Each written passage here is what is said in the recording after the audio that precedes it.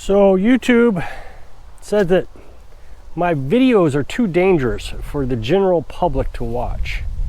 So when I talk about these particular specific subjects, I'm going to have to put a warning, I guess, or at least give a warning that this could be dangerous for you.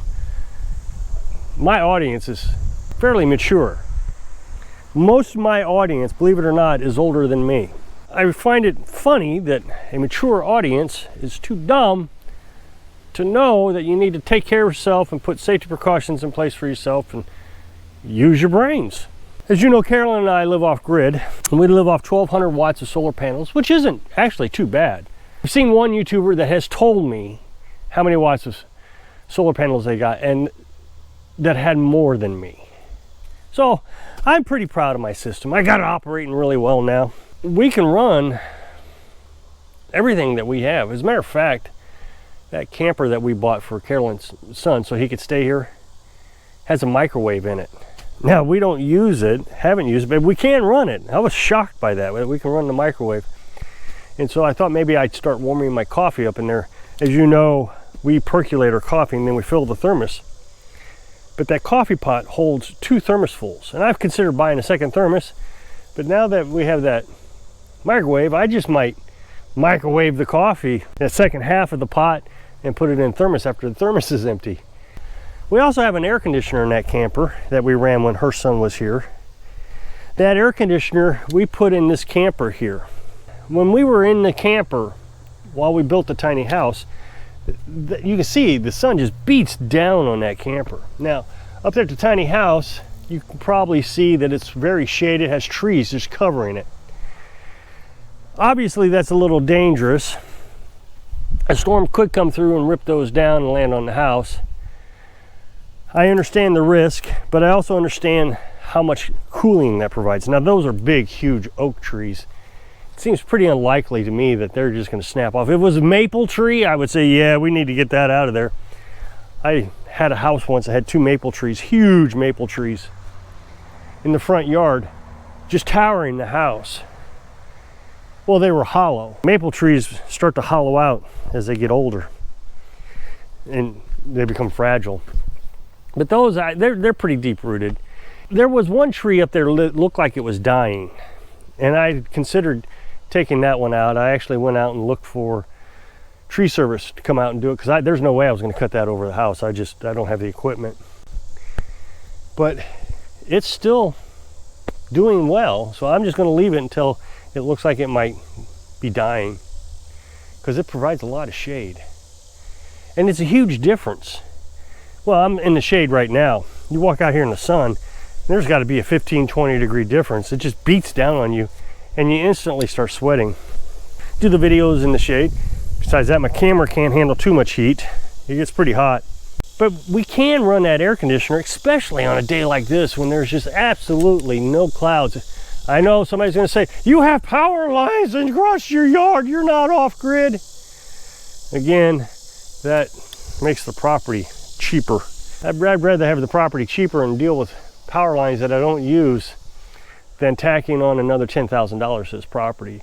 And you got to remember, this property had a well on it.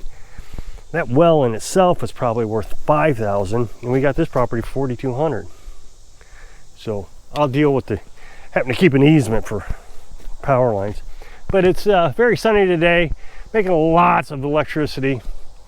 By 11, 12 o'clock, the solar panels won't be doing anything. The batteries will be charged. We run maybe 10 amps in the house. We run a fan in there, my little tablet, a couple phones, and the freezer. And the freezer is what takes the most electricity. So we have way too much solar panels, but on those rare occasions when we need electric, like when we're running the well, solar panels are right size. So also, you want to have too many solar panels for cloudy days. You still want to get your batteries charged if you can get your solar panels up above 14.4 volts. That means they got to be enough sun to get the voltage up that high. And then you'll still get some charge. In a lot of cases, you'll get plenty of charge with that many solar panels to make it through the night on your freezer. In yesterday's video, I talked about having backups to backups to backups. And I hope that I presented in that video that Carol and I pretty much have everything we need. kind of like modern conveniences. I feel like, kind of, we have to work for our modern conveniences a little bit, such as water. We have a well, but I have to fill an IBC tank every day. But as far as Carolyn's concerned, she wants not for water. She literally can have all the water she wants. If she wants water for her wash tub, I make sure she has it. As soon as she's done with it, I fill it back up. Then she'll do laundry. The other day she did laundry when it was cloudy. So I didn't really want to run the well pump to fill them back up so she could do her rinse. So I just took it out of the IBC tank. Later that evening, the sun came up, or afternoon, the sun came up, and I was able to fill the IBC tank. I figured I'd wait until the next day to do it, but since the sun was up, I went ahead and did it. So we want for not with water. Now, she doesn't have a wash machine. A lot of people say we need that modern convenience. Well, and a lot of people would say, I don't have to pay for a gymnasium, gym fees to keep exercise if I can just go out and do laundry. It's not that difficult. I've done the laundry that way several times. Carolyn likes doing repetitious motions. She likes to do piecework, for example, in manufacturing. That was where she can do the same thing all day long, gets into a trance. Me, on the other hand, I have to have my mind active. I got to be changing things up for me. So doing laundry is a little bit boring for me. But Carolyn, I'd make her set an alarm for 15 minutes while she's agitating. Otherwise, she would agitate the same load for 4 or 5 hours, not even thinking about it. I don't know. It seems to me that other than electricity, Carolyn and I are doing exactly what my grandparents did. My grandma and grandpa had electricity, but they had a wood stove and they cut their own firewood and they had a well. I mean, I remember having to take a bath at Grandma's house. I hated taking baths at Grandma's house.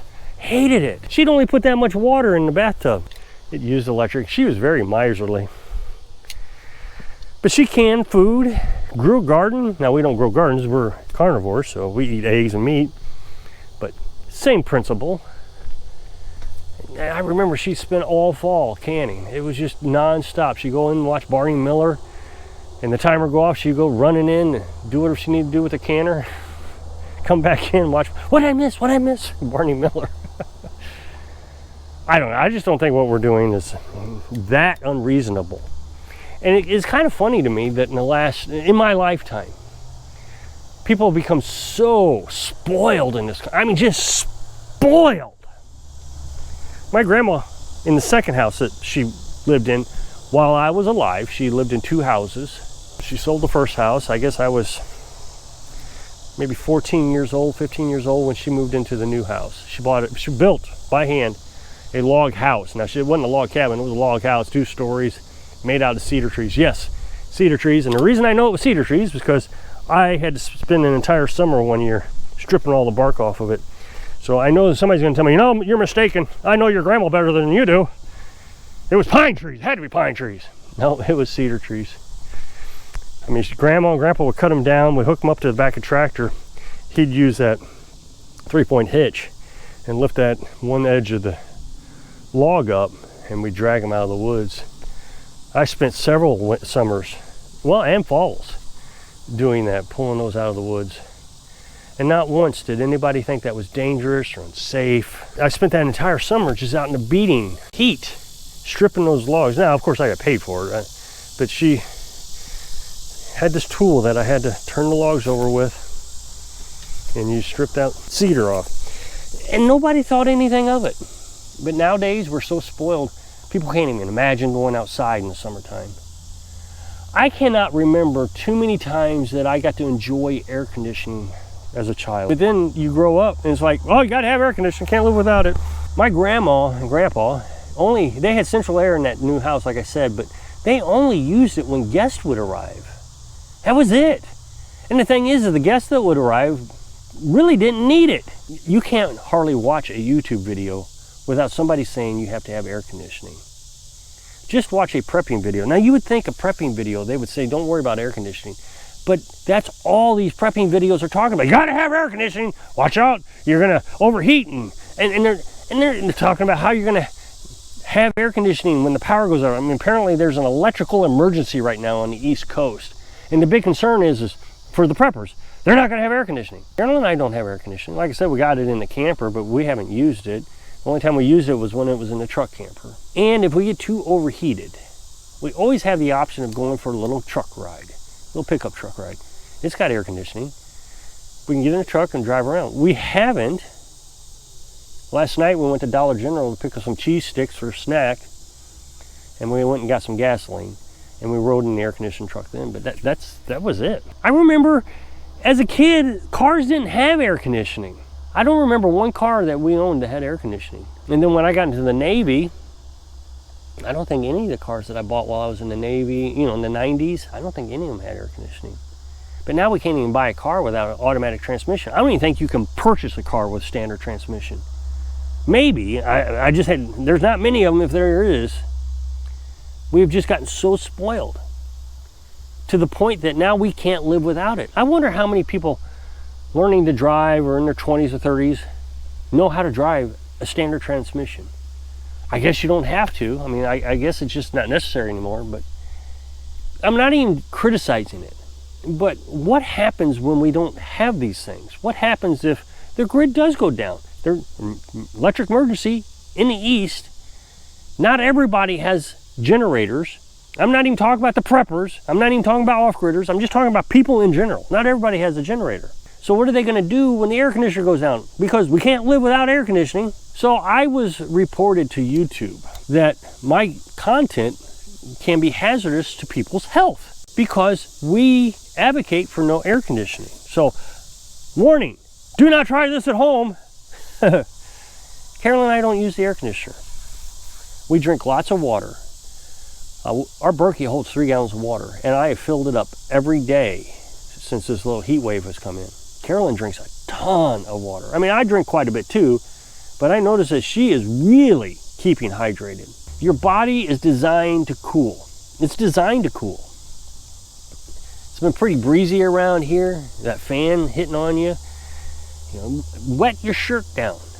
Get it wet, put it on. That'll keep you cool. I'm not doing anything harmful. And I've always said that if we do need air conditioning, we have the ability to get in the camper and turn that on. Or we can get in the truck, or we can turn on the generator. The other day it was cloudy. If we didn't needed it then, we would have just turned on the generator and ran the air conditioner. We may put the air conditioner in the house someday when we get older. But again, I was talking to Carolyn about this. I don't see us actually needing air conditioning in our future. It's pleasant to have. It's like, oh, that feels nice. But when did it go from, oh, that feels nice, to we have to have air conditioning? I just watched an off-grid channel. There's a struggle going on because they don't have air conditioning right now. And I just don't even understand that. I truly don't understand that. Maybe I've just gotten so used to my life living off-grid that I don't need it. I don't need the creature comforts anymore. I mean, I try to look back at prior to living off-grid. My ex-wife didn't like running the air conditioner. Carolyn doesn't like running the air conditioner. She just doesn't like wasting money, but my ex-wife didn't either. I could live with it, but there was, in my mind, I would just like to have it. I work hard. I would like to have air conditioning. No. Okay. It's not a requirement. It was something that I would like to have had. But now we have preppers. Preppers, that's what's so astonishing to me. Telling people that you have to figure out a way to run your air conditioner when the grid goes down through this emergency they're having. And I just want to write in the comment sections, or don't. Drink some water. Stop drinking alcohol. If you're eating a carnivorous diet like Carolyn and I do, you probably don't even need to worry about your electrolytes. You know, electrolytes is just sugar and salt in your bloodstream. You can have electrical connections, so your nerves work, is essentially what it is. If you don't have enough electrolytes, your nerve shuts down. And this became a big deal a long time ago, 20 years ago or so. Some radio station in Chicago had a water drinking contest, and some woman died from drinking too much water. But she drank like 4 gallons of water in 15 minutes. So you got to drink a lot of water. Everybody says, drink Gatorade. You don't need to drink Gatorade. Eat a diet, put some salt in your food to taste. Oh, I can't do that, high blood pressure. Well, that's why we eat a carnivorous diet. Stay healthy, exercise, Don't work in the heat of the day. That's another thing. I even cut the grass in the evening. About 8:30, I'll come out and cut the grass when it cools off. I don't cut it when we're in these heat advisories at all. Right now, the yard needs cut pretty bad, but we're in the middle of this heat advisory, so I'll wait. Just go a little slower. It's kind of nice living off grid because I don't have to worry about cutting the grass. If it went uncut the rest of the year, it really wouldn't matter. So I'm sorry that I have put your lives in danger, but if you'll click this up next video, it'll take you to a video where I was talking about having a backup plan so you can live your dreams. So if I can inspire you to learn to do without so you can live your dreams. Thanks for watching.